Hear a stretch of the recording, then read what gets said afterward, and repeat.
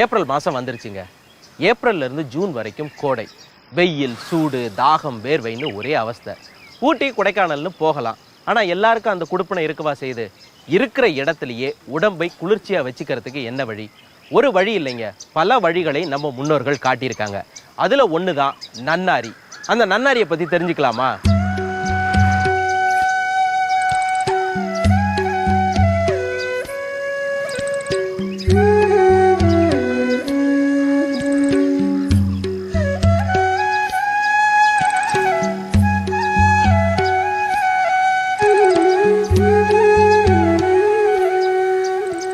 நன்னாரி கொடி என் கையில் இருக்கிறதும் அதுதான். இது ஒரு கொடி வகை தாவரம். இது வர்த்தக ரீதியாக பயிரிடப்படுறதில்லை. அடர்ந்த காடுகள்லையோ அல்லது சமவெளி பகுதிகள்லையோ இது அடர்ந்து வளரும். இது ஏதாவது ஒரு மரத்தையோ செடியவோ சுற்றி படர்ந்து வளரக்கூடிய ஒரு தாவரம். நாம் கோடை காலத்துக்கு குடிப்போமே நன்னாரி சர்பத், அந்த சர்பத் இந்த நன்னாரி கொடியின் வேரில் இருந்து தான் தயார் செய்யப்படுது. அது எப்படி தயாரிக்கிறாங்க தெரிஞ்சுக்கலாமா?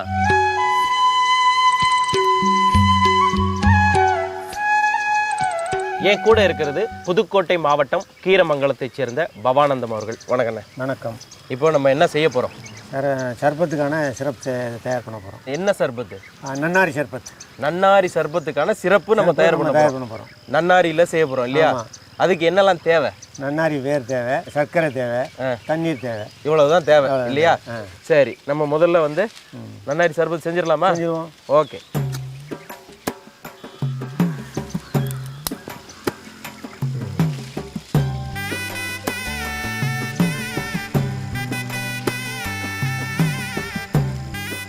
இப்போ தண்ணி ஊற்றுறோம். ஓகே. இப்போ நம்மளுக்கு நன்னாரி வேர் இல்லையா? இந்த நன்னாரி வேர் நம்ம வந்து இடிச்சுக்கணுமா இல்லை அப்படியே போடலாமா? இடிச்சு தான் போடணும். லேசா இடிச்சா தான் அந்த சாரம் உள்ளே இறங்கும். ஓகே. தண்ணி இப்போ கொதிக்கிறதுக்கு முன்னாடியே போடலாமா? போடலாம். கொதிக்கிறதுக்கு முன்னாடியே போடலாம்.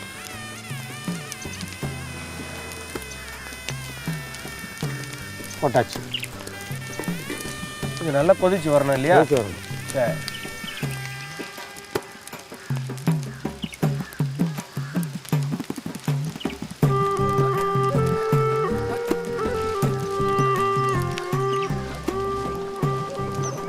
நம்மளுக்கு நல்ல கொதி வந்துருச்சு இல்லையா? ஆமாம், கொதிச்சிருச்சு. ஒரு 8 மணி நேரம் அப்படியே இருக்கணும். அப்படியே விட்டுறணும். ஆமாம். சரி, நம்ம இப்போ மூடி போட்டு இறக்கி வச்சிடலாமா? இறக்கி வச்சிடலாம். மூடி போடுங்க. இறக்கி நம்ம தனியாக எடுத்து கீழே வச்சிடலாம். வச்சாச்சு. ஓகே. இது ஒரு 8 மணி நேரம் இருக்கணும். ஆமாம், இருக்கட்டும். நன்னாரி என்பது தெற்காசியாவைச் சேர்ந்த படரும் ஒரு கொடி இனத்தைச் சேர்ந்த தாவரம்.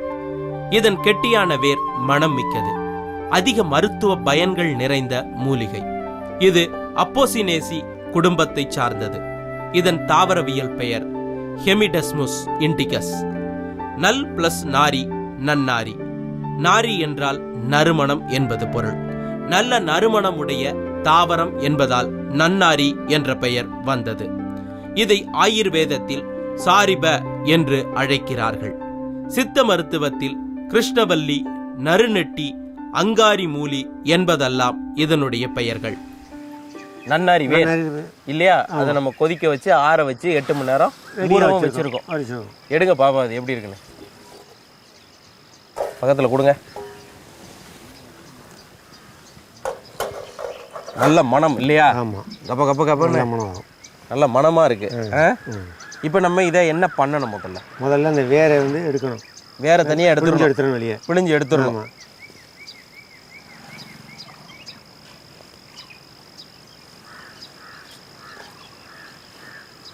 ஆஹா, அவ்வளோதான். நல்ல வாசனை இல்லை? நல்ல வாசனை. ஓகே. இந்த வேற நல்லா புளிஞ்சு நம்ம எடுத்துட்டோம். இதுக்கு அடுத்தது நம்ம என்ன பண்ணணும்? இதை வடிகட்டிக்கணும். வடிகட்டணும். வடிகட்டிடலாமா? வடிகட்டிடலாம். இந்த பாத்திரத்தில் வடிகட்டா நல்லா கொதிக்க வச்சு 8 மணி நேரம் ஆற வச்சுருக்கிறோம். ஆற வச்சதை நம்ம வடிகட்டிக்கிறோம். உங்களுக்கு போதுமா? போதும். இது போதும். சரி, சூப்பர். இப்போ வந்து நம்ம இருத்து வச்சிருக்கக்கூடிய சாறு அதில் ஊற்றணுமா? அதில் ஊற்றணும். ஊற்றிட்டுமா? ஊற்றிடுங்க. எவ்வளோ ஊற்றணும் பாருங்க. போதும். போதுமா?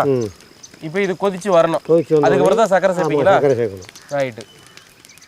கொதிக்க வச்சிருக்கக்கூடிய வேர் வந்து ஒரு 1/2 கிலோ இருந்ததுன்னா நம்மளுக்கு 1 கிலோ அளவுக்கு 2 பங்கு சர்க்கரை சேர்க்கணும் இல்லையா? அதுதான் அளவு. அதான். சரி, நம்ம இப்போ சர்க்கரை சேர்க்க போகிறோம். இதில் சேர்க்கலாமா கொஞ்சம் கொஞ்சமா? கொஞ்சம் சேர்க்கலாம். ரைட், பாருங்க.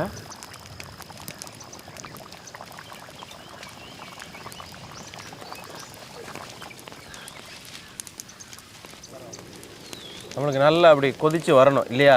இந்த பதம் எப்படி தெரியும் நம்மளுக்கு? பதம் நம்ம இந்த கரண்டி ஆற்றும் போது கம்பி பதம் மட்டும் நல்லா தெரியும். தெரியும், சொல்லும் போது தெரியும். அப்போ நம்ம இறக்கிடணும்.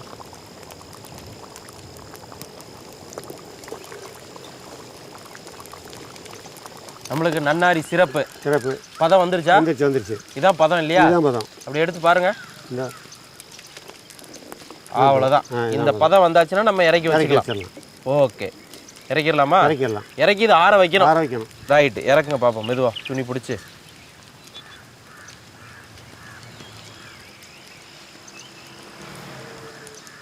நன்னாரி சிறப்பு ரெடி பண்ண உடனே ஆற வச்சு டேஸ்ட் பார்க்குறேன். ஆஹா, அந்த நன்னாரி வேர்னுடைய அந்த மனம் இல்லையா? அதுவும் அந்த சர்க்கரை பாகோட சேர்ந்து ரொம்ப நல்லா இருக்கு. நல்ல மனத்தோட இருக்கு. அது இன்னும் கொஞ்சம் அப்படியே சாப்பிடணும் போலயே இருக்கு இல்லையா? இது உடம்புக்கு ரொம்ப நல்லது, குளிர்ச்சி தரக்கூடியது, குழந்தைகளுக்கு ரொம்ப விரும்பி சாப்பிடக்கூடியது, ஹெல்த்தியாகவும் இருக்கும்.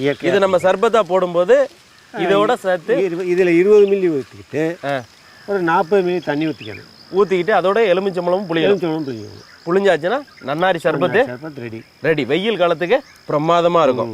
ஆஹா, நன்னாரி சர்பத் நச்சுன்னு இருக்கு.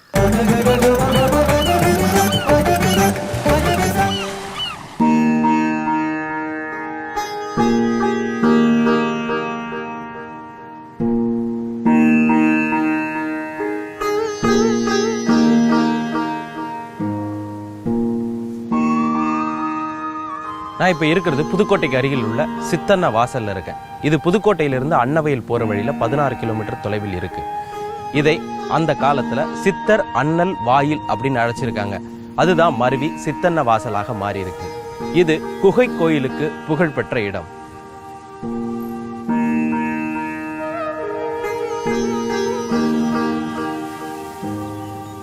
சித்தன்ன வாசல் புதுக்கோட்டை மாவட்டத்தின் தொல்லியல் பாரம்பரியம் மிக்க இடங்களில் புகழ்பெற்றது இந்த இடம்தான். இங்கே கிமு 2ஆம் நூற்றாண்டைச் சேர்ந்த தமிழ் பிராமி கல்வெட்டு, பழங்கால ஓவியம், குகை கோயில், சமணர் படுகைகள் என்று அனைத்தும் ஓரிடத்தில் காண கிடைக்கின்றன. இவை அனைத்தும் புதுக்கோட்டை மாவட்டத்தில் சமணர்கள் பலகாலம் தங்கியிருந்ததற்கான சான்றுகள். இந்த குன்று கிட்டத்தட்ட 200 அடி உயரம் உடையது. செங்குத்தான மலையில் ஓரத்திலிருந்து படிக்கட்டுகள் தொடங்குகின்றன. ஒரு புறம் ஏறி மறுபுறம் அடைந்தால் முதலில் வருவது சமணர் படுகைகள். குன்றின் மீது ஏறி 7 படிக்கட்டுகளை கடந்து குகையினுள் நுழைவதால் இதற்கு 7 அடி பட்டம் என்று பெயர். அமைதியை நாடிய சமண முனிவர்கள் தங்கியிருந்த இடம் இது. கீழே இறங்கி அடுத்த 1/2 கிலோமீட்டர் தூரம் போனால் குகை கோயிலும் அதனுள் வரையப்பட்டிருக்கும் அழகிய ஓவியமும் காண கிடைக்கும். இவை கிபி 7ஆம் 8ஆம் நூற்றாண்டுகளைச் சேர்ந்த சமணர் காலத்து ஓவியங்கள். சமணர்களால் மூலிகையால் தயாரிக்கப்பட்ட வர்ணங்களை கொண்டு வரையப்பட்டவை. கிமு 2 அல்லது 3ஆம் நூற்றாண்டு தொடங்கி கிபி 10ஆம் நூற்றாண்டு வரை சித்தன்னவாசல் பகுதிகளில் சமணம் தழைத்தோங்கியதை இவையெல்லாம் பறைசாற்றுகின்றன.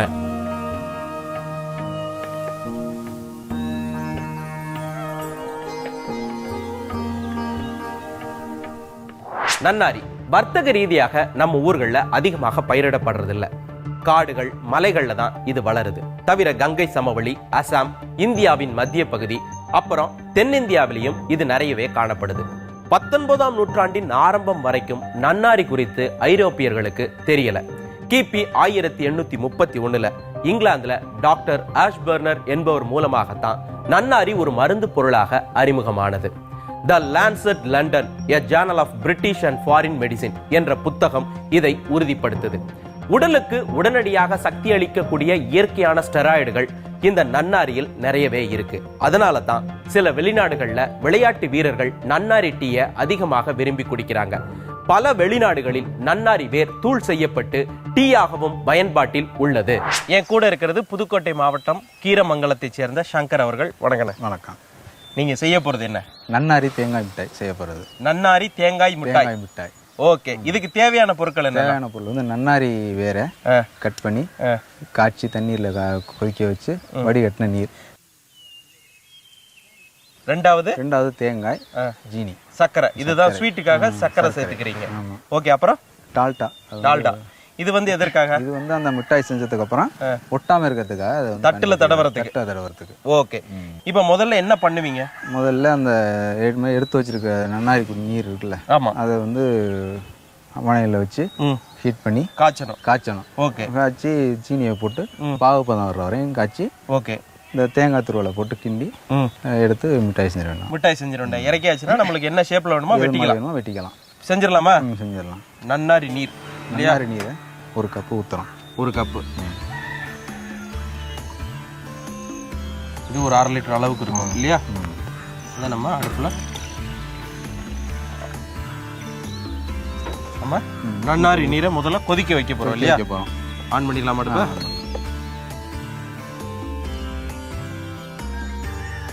இப்போ நம்மளுக்கு கொதிக்க ஆரம்பிச்சிருச்சு இல்லையா? இப்போ நம்ம சர்க்கரையை கலப்போம். ஓகே,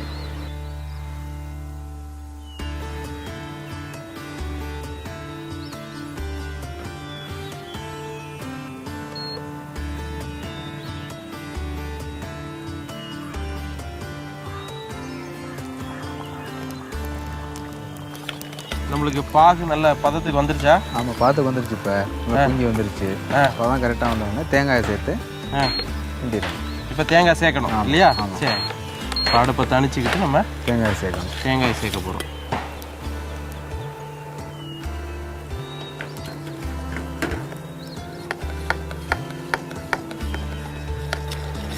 இதுவும் நல்லா சேர்ந்து வந்த பிறகு நம்ம இறக்கணும் இல்லையா? ரைட்டு. இது ஒரு பக்கத்துல ரெடி ஆகட்டும். இதுக்கு இப்போ நடுவில் நம்ம இறக்க போற தட்டுக்கு டால்டா தடவி வச்சுக்கணும் இல்லையா? அதை தடவி வச்சுக்கலாமா? இப்போ தடவி வச்சுக்கலாம், அப்பதான் ஒட்டாம இருக்கும். ஓகே,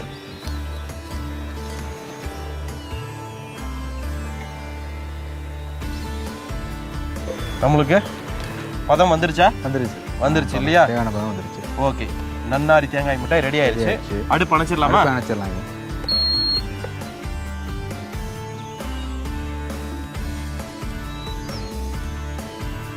நம்மளுக்கு இது சூடு ஆறணும் இல்லையா? சூடு ஆறின பிறகுதான் நம்மளுக்கு வெட்டுறதுக்கு வரும். சின்ன சின்ன பீஸா நம்ம எடுத்துக்கலாம். சூடு ஆறட்டும். பெரு நன்னாரி கிழங்கை ஊறுகாய் செய்து சாப்பிடக்கூடிய வழக்கம் நம்ம பகுதிகளில் உண்டு. இந்த கிழங்கை மலைப்பிரதேசங்கள்ல இருந்து கொண்டு வந்து விற்பனை செய்வாங்க. இந்த கிழங்கிற்கு கல்லீரலை குணப்படுத்தும் தன்மையும் காமாலையை குணப்படுத்தும் தன்மையும் உண்டாம். இந்த கிழங்கு ஒவ்வாமைக்கு சிறந்த மருந்தாம்.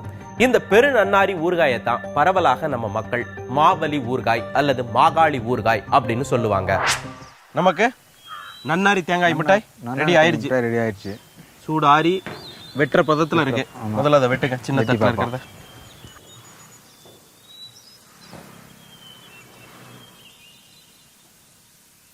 நன்னாரி தேங்காய் மிட்டாய் டேஸ்ட் பார்க்குறேன்.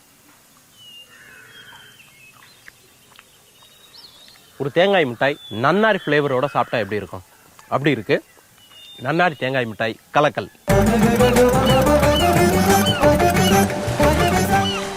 சலதொடம், பித்தமதி, தாகம், உழலை, சலமேறு, சீதமின்னார், தஞ்சூடு, அகமதிர் சொன்ன மதுமேகம், புண், சுரம் இவை எல்லாம் ஒழிக்கும் மென்மதுர நன்னாரிவேர்.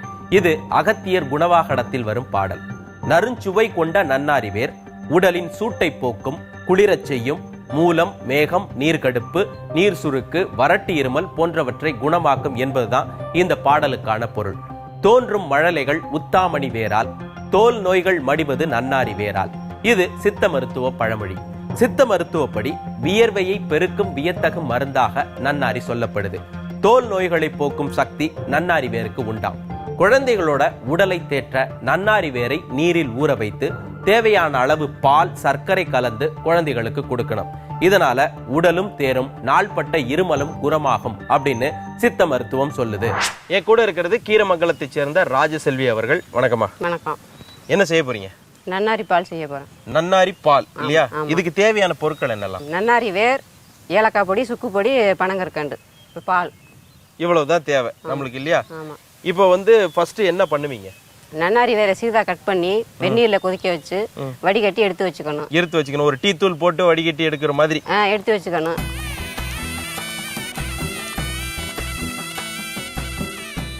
இப்போ நம்ம ஒரு 1/2 லிட்டர் பால் எடுத்துருப்போமா? ஆமா. 1/2 லிட்டர் பாலுக்கு இது எவ்வளவு சேர்க்கலாம்? 1 கப்பு சேர்க்கலாம். 1 கப்பு இல்லையா? 1/2 லிட்டருக்கு சம அளவு சேர்க்கலாம், இல்ல கொஞ்சம் குறைச்சு சேர்த்துக்கலாம். ஆமா. இப்போ நம்ம 1 கப்பு சேர்க்க போறோம் இல்லையா? ஆமா. சேர்த்துடலாமா? சேர்த்துடலாம். பாலோட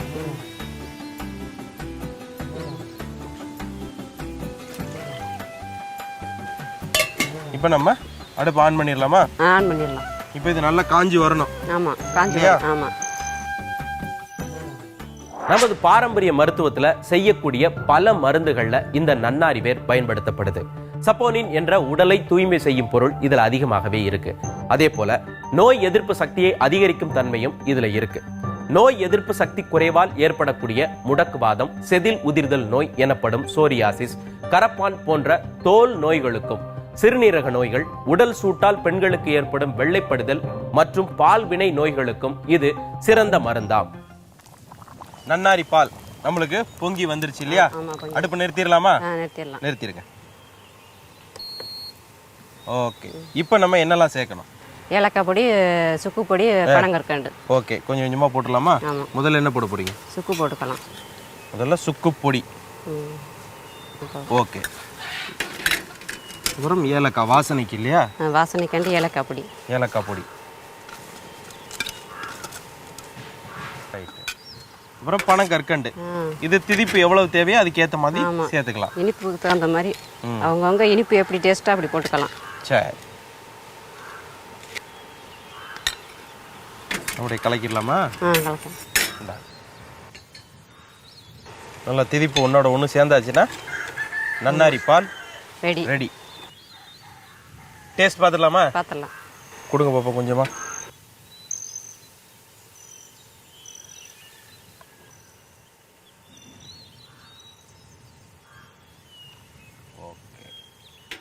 நன்னாரி பால் டேஸ்ட் பார்க்குறேன்.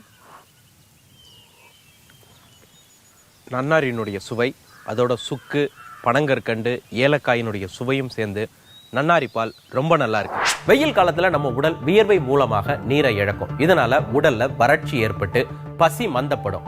இழந்த நீரை ஈடுகட்டுறதுக்கு என்ன பண்ணுவோம்? நிறைய தண்ணி குடிப்போம், அல்லது சில்லுன்னு குளிர்பானங்களை குடிப்போம். இதுல சில பானங்கள் ஜீரண சக்தியை மேலும் மந்தப்படுத்துவதுடன் சளி, இருமல், தொண்டைப்புண் போன்ற பிரச்சனைகளையும் நமக்கு உண்டாக்கும். உடலின் வறட்சியால் ரத்தத்தின் நீரின் அளவும் குறைந்து சிறுநீரின் அளவும் குறைஞ்சிரும். நீர் எரிச்சல், நீர் சுருக்கு போன்ற பிரச்சனைகளும் நமக்கு வரும். இதற்கு நன்னாரி தான் சிறந்த மருந்து. கோடையிலிருந்து தப்பிக்க நம்ம முன்னோர்கள் என்ன செஞ்சாங்க? நன்னாரி வேர், வெட்டி வேர், விளாமிச்சை வேர் 3ஐயும் வாங்கி நல்லா கழுவி ஒரு வெள்ளை துணியில கட்டி மண்பானையில போட்டுருவாங்க. அதற்கு பிறகு அந்த மண்பானை முழுக்க நீரை நிரப்பி வச்சு நாள் முழுவதும் குடிப்பாங்க. இது உடலுக்கு குளுமை, நாவறட்சியை போக்கும், உடம்பில் பலவித நோய்களுக்கு மருந்தாக இருக்கும். இந்த கோடையிலையும் நாம இதையே ஃபாலோ பண்ணலாமா? மீண்டும் மற்றொரு நிகழ்ச்சியில் வேறொரு உணவோடும் வரலாறோடும் உங்களை சந்திக்கின்றேன். பாய்.